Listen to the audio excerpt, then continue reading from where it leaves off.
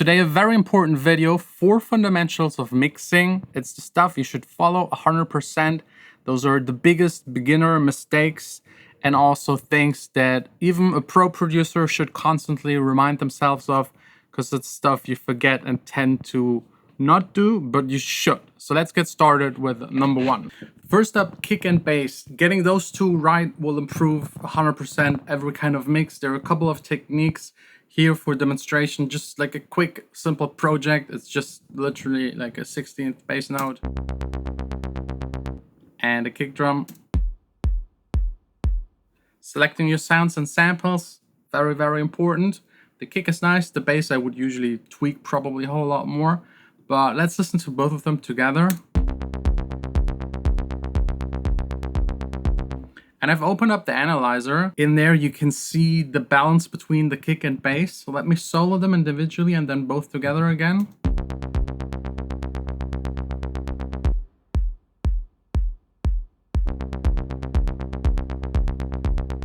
As you can see here in this example, and that's usually the case for EDM music, the kick is a little lower in frequency and volume than the bass. You can also do it the other way around, have like a bigger kick and a lower bass. I usually find it sounding a little cheap, but some styles of music need that. Or if the kick has already a lot of bass in it, then you might not need a bass at all or less bass. But you should either way decide for one of them. If you try to make both of them equal, it just sounds very boring. I would go with like a lower kick, higher bass and volume, and separate them frequency wise. You can pitch down and up your kick, of course, to get it out of the way, get it in key, whatever you prefer. For electronic dance music, 45 to 55 hertz should be like where your kick hits. The bass either below, above, or right on it, if you get it in key. All of this works. To separate them even further, first step is EQing. I'll just use the Logic EQ right here really quick.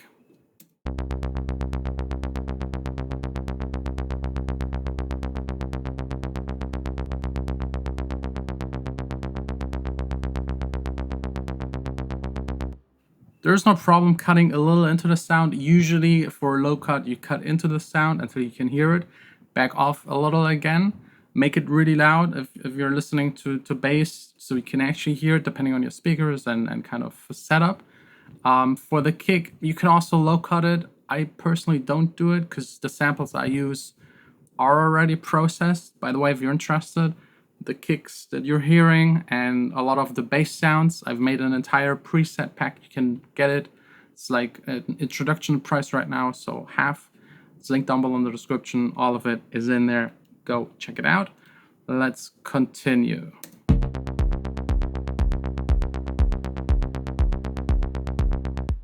Next up, something simple you should apply always if you have a kick and bass in your song is sidechaining.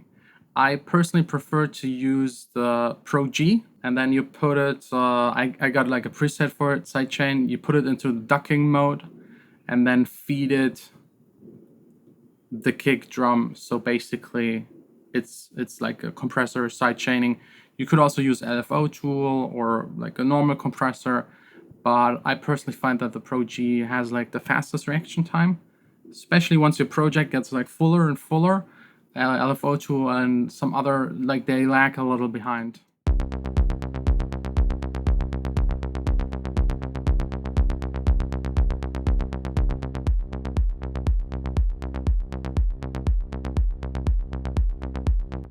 That's quite extreme, but some dance tracks actually pump that hard.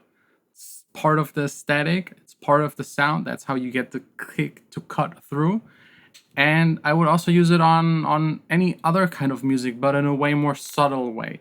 So maybe just ducking it by 3 dB instead of, what is it now, 20.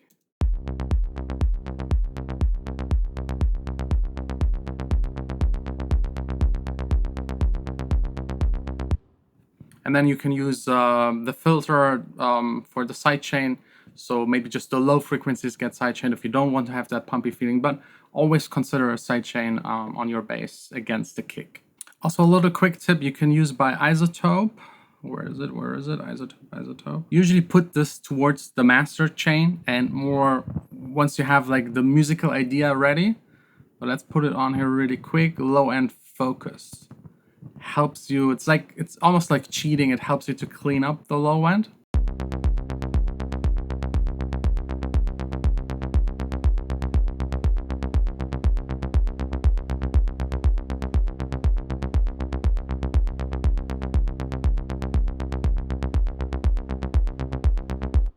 In this case, it emphasizes a little more the kick. You can choose between punch and smooth.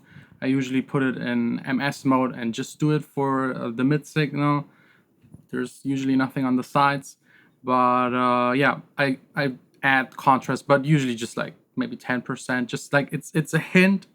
It's like 5% improvement, but I wouldn't know how to get it otherwise. It's some magic stuff it does. And by far the most important part of kick and bass is don't make them too loud. If I listen to demos, listen to beginner songs, my own songs at the beginning, when I produce and not ready mix the song, usually 99% of the times kick and bass are too loud. Either one of them or both of them, it will just eat up every other element, make your track sound very canned and way too subby. It will sound bad on smaller speakers, so be careful. Having too little kick a little or too little bass is no problem. It's easy fixable in mastering.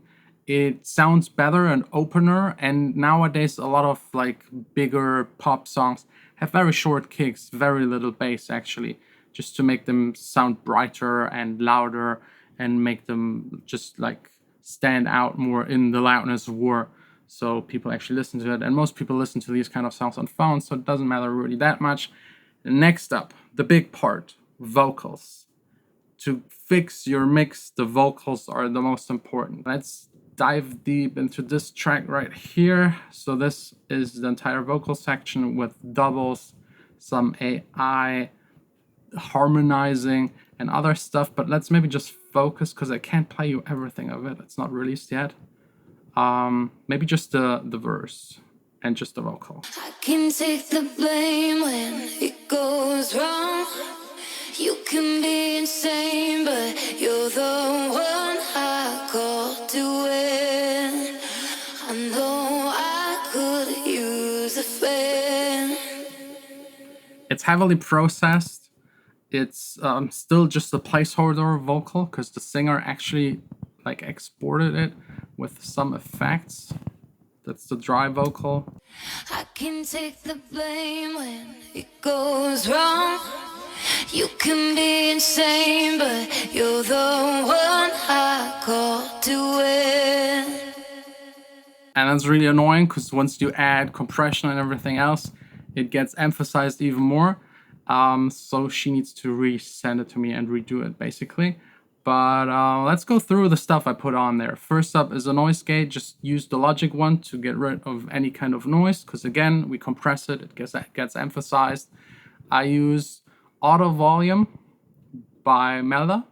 It's really good. I prefer it over the Waves one, especially because Waves they screw producers, but that's a whole nother story. The Pro Q, getting rid of low end, boosting a little around 500 hertz, because it sounded too thin a little right there. And the top end got a little bump. That's very classic. The next part as well, we got the 76 right here. I can take the blame when it goes wrong. You can be Actually not that hard. You can like push it a lot more. EQ just for a little more top end. I think, yeah, that's all I did there. And then all of the vocals are feeded into a vocal bus, and there is a lot more stuff. Instead of doing it individually, I did it for all of them. A de-esser, quite soft, because I think the singer already had some de-essing on there. We got the Pro L, because the compressor doesn't catch all of the peaks, so the Pro L does. I can take the blame when it goes wrong. You can be That's just really a tiny bit. Soothe, again, to de-resonate, de-harshen the vocals, actually quite a lot. I can take the blame when it goes wrong. You can be insane, but you're the one. Maybe already a little too much. Then another de-esser, I don't know why. Breath control, because once you compress, the breathing is also standing out a little too much. And another Pro Q, boosting again the entire vocal part. Yeah, I don't know if she removed it already or recorded it with a certain mic. It's very individual working on vocals. It really depends on so many circumstances, like the singer, the lyrics, the key it's in, the processing, the recording kind of chain, everything. Also, when it comes to vocals, don't be lazy. On this one right here, I didn't have to do it because it was done in another project. But usually, there are multiple takes, tons of them. It gets comped, it gets melodined. Also, everything in between gets cut out. The breathing, I sometimes cut out separately and change the volume because the compressor is emphasizing a lot. So there's a bunch of stuff you have to do. And then the most important is getting the level. Just like how loud are the vocals against the instrumental. Getting that right is super important. The better the vocal performance, the more emphasis is on the singing and songwriting. Usually, the more upfront, the louder the vocal gets. The more darker, the more moodier, the more club it gets, the less the vocal is actually in the foreground. But we're talking about a range of like 3 dB max. Within that, it's correct, at least for me. If you go above it, it's too loud. It's like hovering above the instrumental. If it's too low, you can't really understand it. So try to nail it. Next up, let's open up another project. Here we can actually play you a little more. It's my next upcoming single. More on that in a separate video. Another big mistake when I listen to other people's beginners kind of music is not using the dimensions a song could offer correctly. I listen to songs, especially here in the studio, and all of the sounds are coming just like out of this kind of space in front of me, instead of being really wide and open and nice. So those people don't know about how to make things wide and stereo. And it's very simple. Like, we perceive things that are delayed by a couple of milliseconds as wide. I'm just using Logic sample delay. There are a lot of widening plugins. They basically all do the same. Delay one of the channels and then rebalance again the left and right.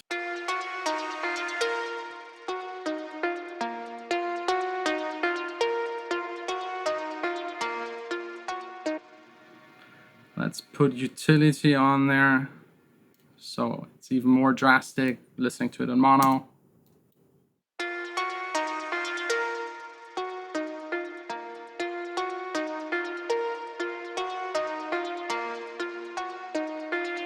It's a huge difference, and if you do it on all of the elements where it's necessary and you actually want to do it, there are no hard rules. Most people say don't spread out the low end, and yes, that's mostly true. Let's do it even more drastic. Let's take this song, go to the master, and put utility on there, and listen to it mono.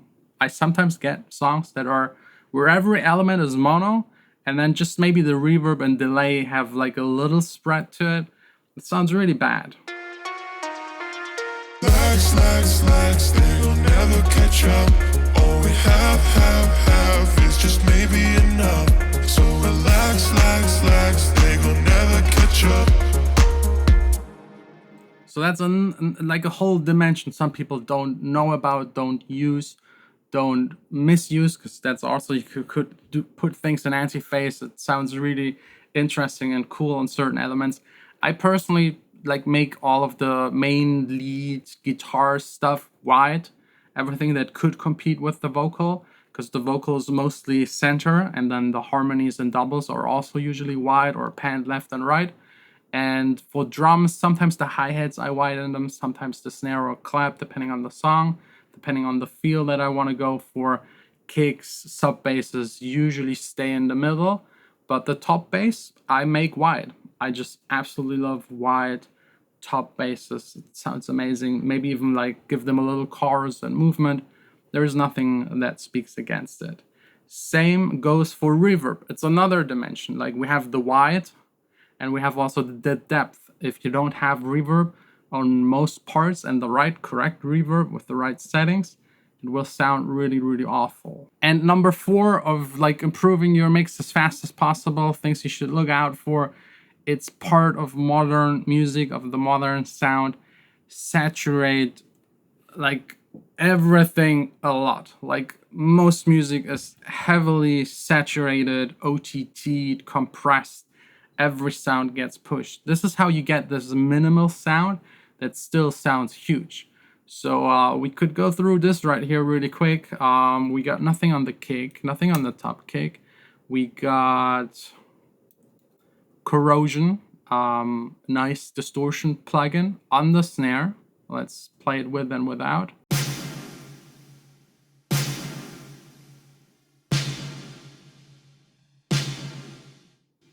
Sounds way different. Just like everywhere a little. Don't make it like a heavy distorted guitar, if that's like a style you're actually not going for. But here and there a little helps. Same on the clap, same plugin, corrosion again. Then we got an entire drum bus. It's kind of a loop.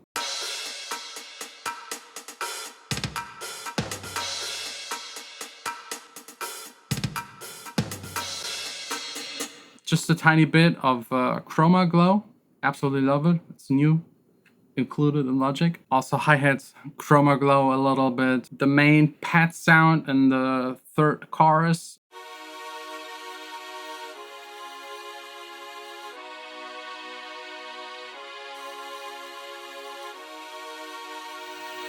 Gets a little bit crushed just to make it sound more metallic. Actually in the mix you can't really hear it necessarily, but it adds a lot of grit to it. It sounded too soft, too dreamy for what I was going for.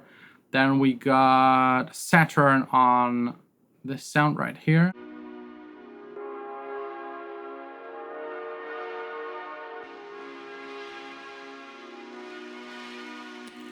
Actually quite a lot. Then the bass sounds also here, chroma glow, a lot, 100% drive. The lead synth sound, the second layer, decapitator and punished, and then just parallel mixed in, maybe, I don't know, 20-30%. Then the main lead synth sound, also decapitator and OTT. And it was actually recorded with the Prophet, so another dirt kind of generating source. I mean, I could now go on and on, but like everything has a little here and there. And if you listen to the entire track, it's not noticeable. It doesn't sound like overly distorted or anything like that. It just sounds modern, upfront, in your face. Sometimes that's just what's necessary, like softening up every single element to just make it shine, make it bright, get it into the right frequency pocket. Usually most stuff, if you don't do anything to it, is kind of too low. So you push it, you like give it a little lift, and this helps a ton. But yeah, that's basically it. I hope this video helped. Try to focus on these 4 key features and you'll have a lot easier time. Too much kick, too much bass. Priority number 1, get those things lower. It will still have enough bass. Again, if you're interested in the sounds and the samples you just heard, down below in the description is a link where you can get the entire sample pack. Thanks a lot for watching. See you soon again. That's it.